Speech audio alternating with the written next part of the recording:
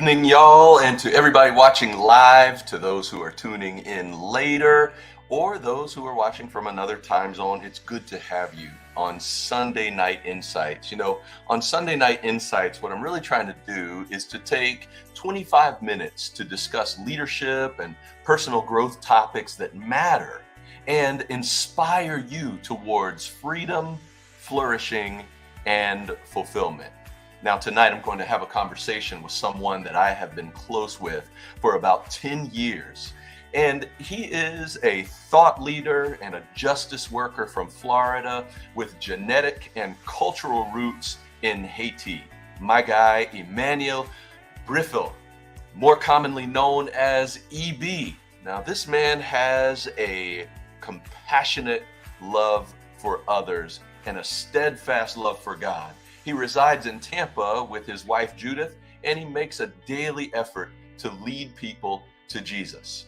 Tonight, just a couple nights after Thanksgiving, EB and I are going to discuss gratitude and grace.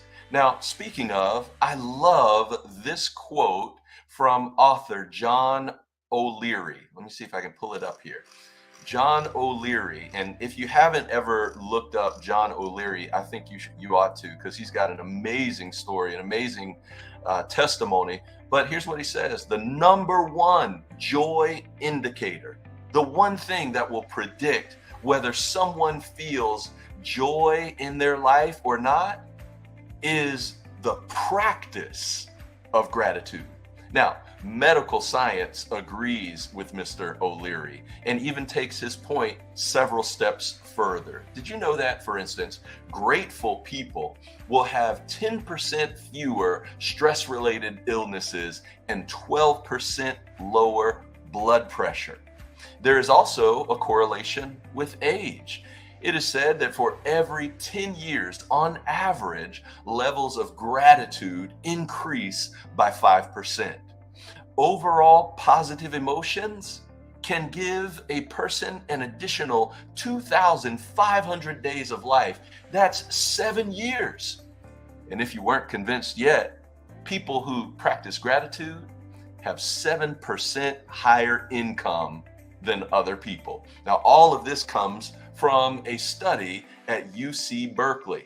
But of course, I have to bring up some ancient literature, because ancient literature suggests that the will of God in Christ Jesus for me and for you is to what? Give thanks in all circumstances. So gratitude is so much more than just burping out a thank you when somebody does something nice for you. It's an alignment of the heart.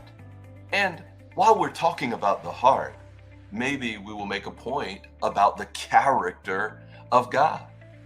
Look at this. Scripture says that God is kind to the ungrateful and evil. So this is a very, very familiar passage to a lot of us. It says, love your enemies and do good and lend, expecting nothing in return, and your reward in heaven will be great, and you will be called the sons of the Most High. But we often cut off the last part of that. For he is kind to the ungrateful and evil. And I remember several years ago, around this time of year, I was serving a lot of people, and I was exhausted. And there were times I was getting, chewed out, cussed out, because people didn't get what they wanted to get. And man, this passage showed up in my devotions one morning. And that part that I have underlined and italicized there, he is kind. He is kind.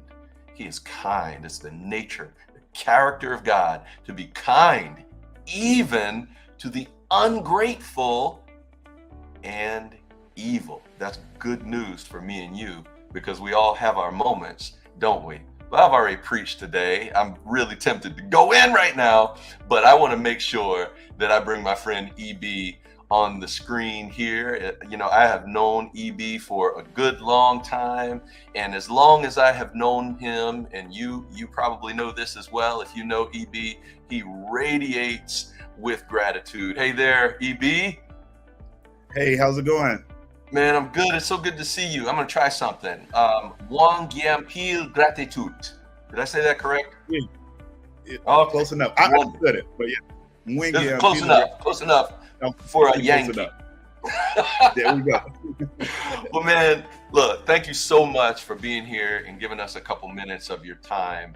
Um, EB, tell me what we need to know about EB. How do you introduce yourself to people all around the world?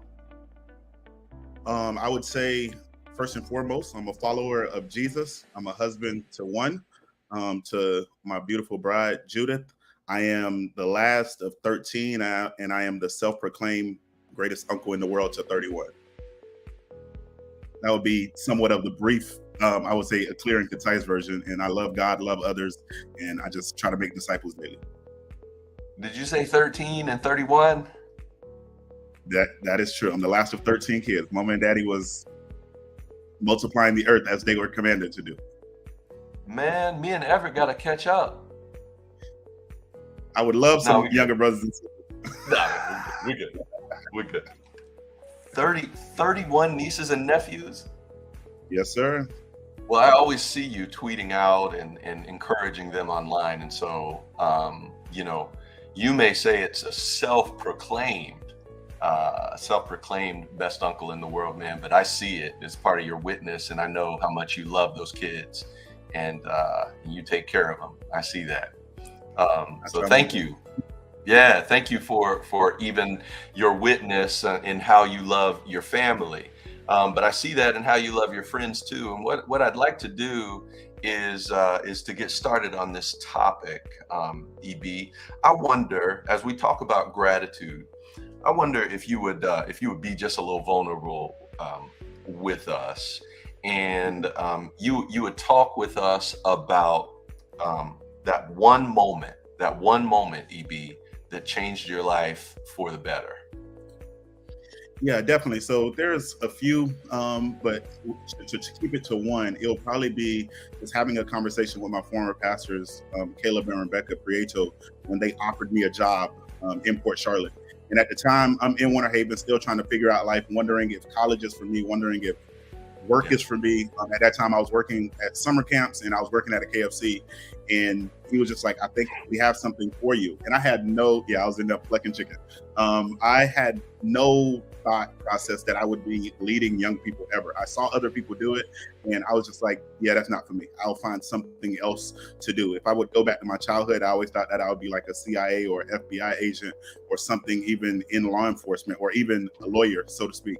But I never saw myself in ministry in that way. I'll say that because all of those jobs also can be a ministry. And then having that opportunity to serve in Port Charlotte and be a youth leader for about 7 years in that area was, for me, that pinnacle moment in my life where I was just like, my life would be totally different if I stayed in Polk County. And I see that and I know that because of friends who I grew up with, people who literally I would go to war with day in and day out, and just see some of the choices that they've made and some of them that they continue to make, and just thinking of all the places we've been, from sporting events to nightclubs to parties to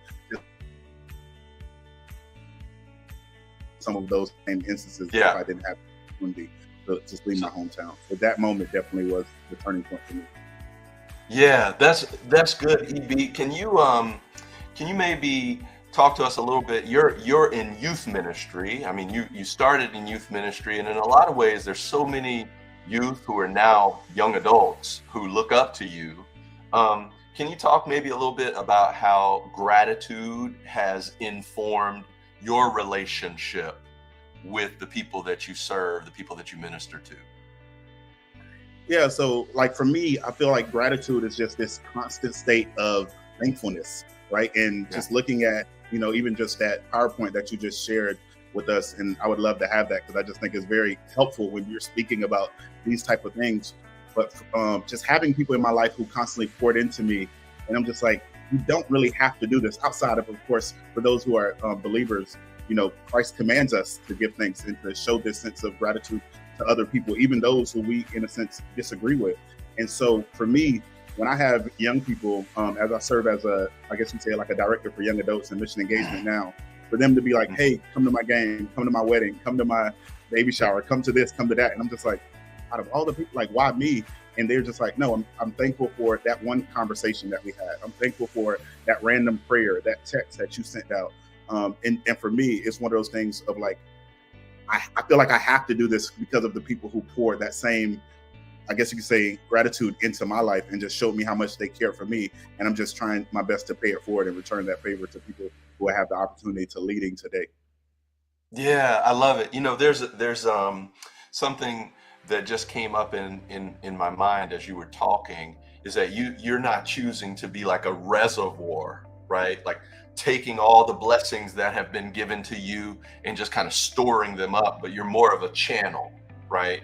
Because you're so grateful of what's been done in your life and how people have impacted your life, you want to pass that on to somebody else. And I see that, man, there was a couple times, a couple seasons where it seemed like everywhere I went, like you were there, and it was because you love people, and because folks like the Prietos showed up for you. I see you showing up for other people, and that's kind of the basis of gratitude, I think. So let's kind of take it this way. What if somebody's watching and they say, I'm thankful. I mean, I say thank you, and I write thank you cards and all of that. And they said, but I do want to develop gratitude, right? Like I do want to, I don't know, maybe they say, I want 7% higher income, right? Or maybe if that's the truth, I mean, if UC Berkeley says that I can live an extra 7 years just because I'm grateful, what would you say to them? Like, how would you advise them? How would you say, here are some practices of gratitude? Yeah, What are some things that you would tell yeah, them? definitely. So I would say those of us who will consider ourselves as followers of the way, followers of Jesus, right? It's already inherited in you through that. And I won't necessarily say it's an inherited trait, but I would say it's inherited through that grace of who he is in you, where you're wired, I would say, to have this sense of gratitude, to wake up daily and to say, this is what I'm going to be about. Like behind me, there's a little lovely little stuff, and not to necessarily distract people. I'll try to post it in the chat later. But one of the things that really sticks out to me is today I will try my best to embrace kindness. And sometimes people are pouring into you, but you just sit there and you sit as a reservoir and you're just like, thank you, thank you, thank you. And this is bigger than somebody holding the door for you, or it's bigger than a thank you note. But I believe that it's a spirit of being, where it's just not just these Mm, wordplay that come out, but your spirit and not just your flesh is grateful for all the things that God has instilled in you, has wired you with, has shown you how to do this. And oftentimes, whether it's strangers in the street, whether it's people who you look up to, whether it's people who look up to you, there's people who we interact with all the time, and then we're just not saying thank you, right? And this is not for everybody, because some people have already learned this trait of just constantly saying thank you, but maybe it's saying thank you to your kids for being amazing and awesome as they are. Maybe it's thank you to your spouse as they wake up. Like, it's like, oh no, that's my husband. He's supposed to take out the trash. That's what he should be doing.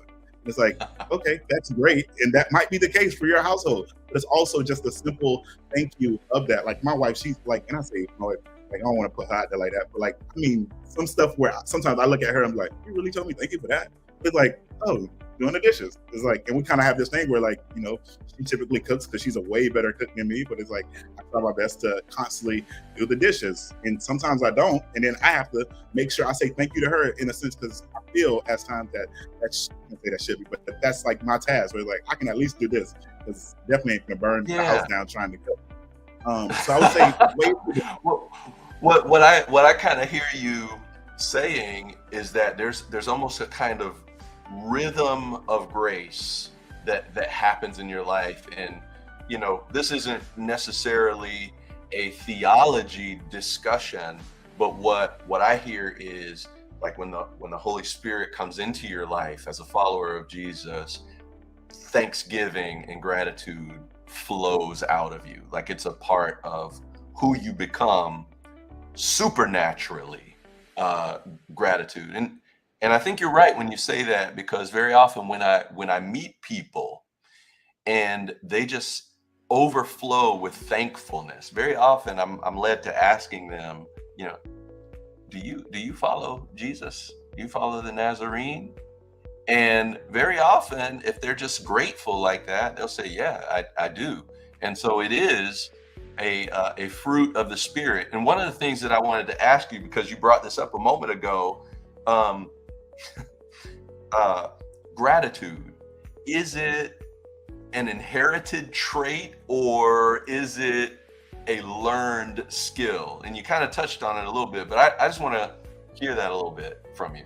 Yeah, so again, I would say inherited through knowing who Jesus is and already being wired how he has, like, I don't know, I try to tell people these three quick things. One, you're born in the image of God, right? Made by the hand of God as he knitted us in our mother's womb, or even as he grabbed the dirt, the dust to form Adam, and then he breathed life into us. So if I have a God who is already full of gratitude and full of thankfulness, and I have a Jesus who came to this earth to show me how to live, it's inherited in that sense.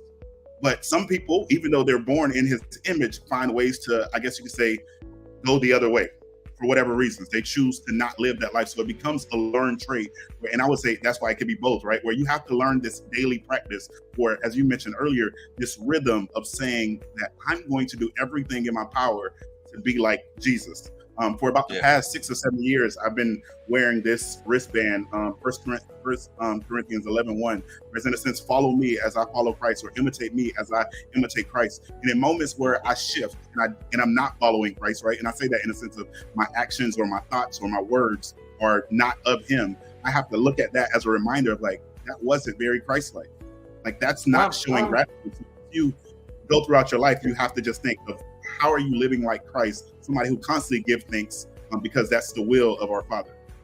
Yeah, I'm so glad you brought that up, because one of the things that I was thinking about, and you mentioned 1 Corinthians 11:1.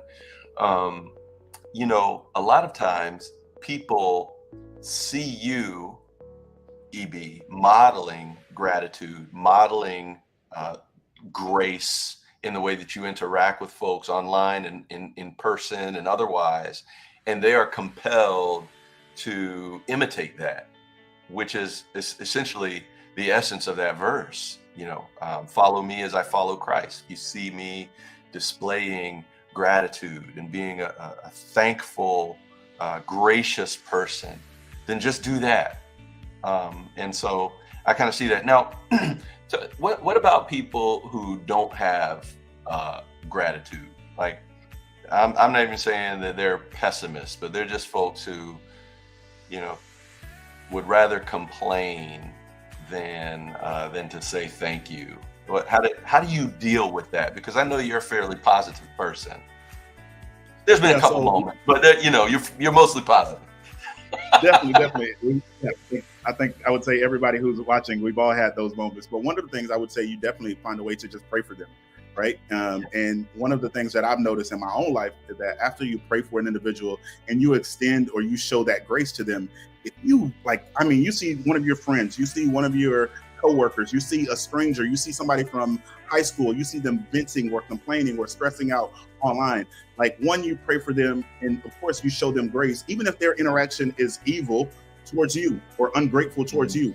And then just reach out to them one-on-one and ask them, like, hey, I'm sorry if I may have offended you. That wasn't my intention. This post was mostly about this. Can we have a conversation? And you'll find out real quick, as our friend, I think a mutual friend of both of ours, Steve Carter, would say, that there's the thing beneath the thing. And before you know it, they have other things going on, or it was just a bad day. And for me, I try to tell myself as best as possible, don't reduce people to their worst moments. Because maybe that day that you connected with them, that was just a bad day for them. And they just went down on you, and you felt the wrath of how they were feeling. But when you reduce people to their worst moments, for myself, I try to think, what would happen if Jesus reduced me to my worst moment? Oh, man. Like, my life be like, if he just said, you know what? You're going to include that whole chapter in the book, right? Likely will. We got to. I'll be working with you on that. That's the main things. Pray for them, show them grace, and then find ways to just reach out with them one-on-one, because you just never know what an individual is going through. Like, I know people who don't have gratitude, some of the things that you see is like they struggle with sleep, right? They have some form of either physical or mental or spiritual health that's declining in their life. or it's a multitude of things, or it's just bills are piling up, or health issues, or relationship problems, and then it's just like, wow, I can see why Marion is frustrated right now because this is going on at work, And then before you know it, you're like, I'm sorry to think of you in that way. That's on me, and that just happens sometimes for people, and you just got to extend that grace and be gracious towards them.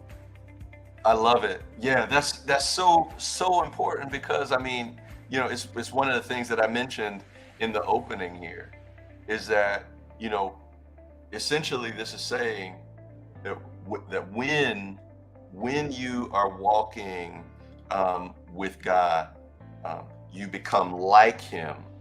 And if he is kind to the ungrateful and kind to the evil,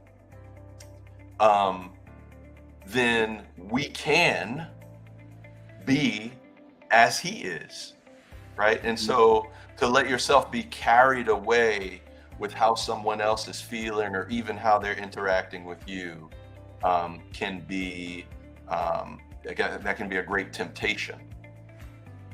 But to be kind to them even when they're ungrateful and evil, I think is a smart witness. Now we're starting to run out of time, but I want to ask if you have any comment on what Flo has said here. She said, I wonder whether a posture of gratitude and grace might help believers witness in our secular work environments. Gratitude and grace. I definitely, and Flo is one of my sisters. I get a chance to worship with her here in Tampa. We rock out a lot together. Used to be part of a small group together. But Flo is amazing. I would say absolutely, right? Because sometimes you don't have to go around saying, hey, guess what? I believe in God. I believe in God. I'm a Christian. I'm a Christian. When you start to just live your life, and I learned this part, especially from you, Dr. Platt, where in a sense, your ways and your words should be one, because that becomes your witness. And when people start to see you, similar to how you would meet people or meet strangers, you would ask them, are you a believer?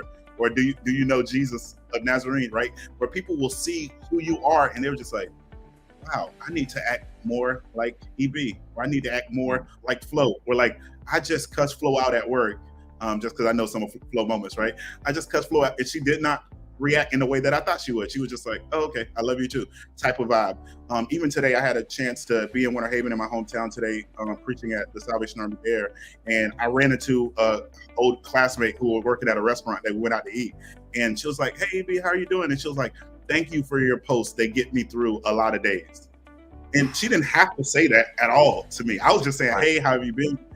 She got like 4 or 5 kids. Shout out to Amanda. And then before you know it, she was just saying like all the stuff, some of the stuff that she's been through. And then me, Captain Dominic and Captain Ibelice were just sitting there listening to that. And I was like, wow, this is crazy. And also somebody just seeing us in the Salvation Army uniform decided to show gratitude and was gracious to us by paying for our meal. He's a regular at this restaurant in Winter Haven. He said, just keep my tab open. Whatever they want, they get because of what they do. And like, it's just one of those things. And it was crazy for me because I'm like, oh snap, I'm having a conversation about gratitude today. And this man didn't want anything in return. And we had a few jokes about football because he was wearing a football shirt of the Buffalo Bills, but him just extending that gratitude and that grace. And I don't know if he's a believer or not, but I know people in that restaurant were like, wow, that was impressive, because a few people saw what happened. Even our waitress was like, the Salvation Army must be a really big deal. And I was kind of shocked that she didn't know the Salvation Army. And I'm like, she was like, what are you wearing? What's the Salvation Army? And I'm like, the thrift store, disasters, homelessness, the shelter. And she was just like, don't know what the Salvation Army is. And I thought she was like joking, but she was just like, the Salvation Army must be a big deal if this guy decided to pay for your meal. And I was just like, wow, we still but it was just one of. Yeah, that's great. And how timely is that you had that experience today? It's good. Definitely. Well, EB, man, like we said, this moment went fast, and we want to be good stewards of your time and the time of our viewers. So we want to go ahead and conclude for the night, but you're fairly easy to find. But is there a way that that folks can contact you if they're interested in having you as like a guest speaker or chatting with you about subjects like this? Definitely. So one of the easiest ways is definitely social media. Facebook, you'll see my name. I'll make sure I comment in the chat so you'll see me there. But also my first initial, my first name E, and my last name Brifil on other social media outlets like Instagram and Twitter. will be one of the easiest ways. And if you want to connect via phone or email, Mary and Dr. Platt will be sure to get you connected in that way as well. As you continue to go, I think there you have a lot of people who follow you, and a lot of people like Amanda who benefit from your gracious posts every day, reminding folks to do their devotions, drink water, keep the grind relentless. And EB, I am just so grateful for you and for your witness. And to all of our viewers, I hope everyone has a wonderful week. Make sure that you are practicing a rhythm of grace and gratitude. God bless you. We'll see you next week right here on Sunday Night Insights. Hi, I'm John Maxwell. When the top companies in the world are looking for trainers, speakers, and coaches, there's one name that stands above the rest, and that's Maxwell Leadership. Our certified team members have gotten proven results for companies all over the globe, and our reputation is second to none. Some of our members have risen to the top of their profession, including the one that you're going to meet today. I proudly introduce you to my friend, Dr. Marion Platt. Where does a coach belong? Should they be ahead of you, clearing the path for you, or behind you, cheering you on? Actually, it's neither.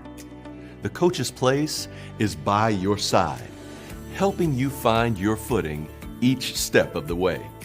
Hi, I'm Marion, a Maxwell Leadership Certified Coach, Speaker, Trainer, and Teacher. I'm passionate about personal development in all its forms, but my specialty is coaching.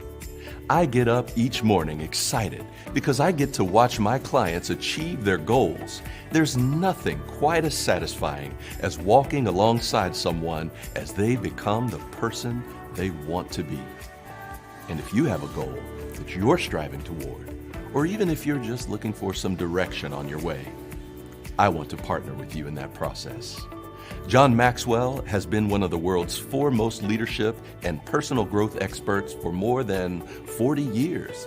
And as a Maxwell Leadership Certified Coach, I am uniquely and powerfully resourced to help you accomplish anything. What does your dream need from you? What do you need to do? Who do you need to meet?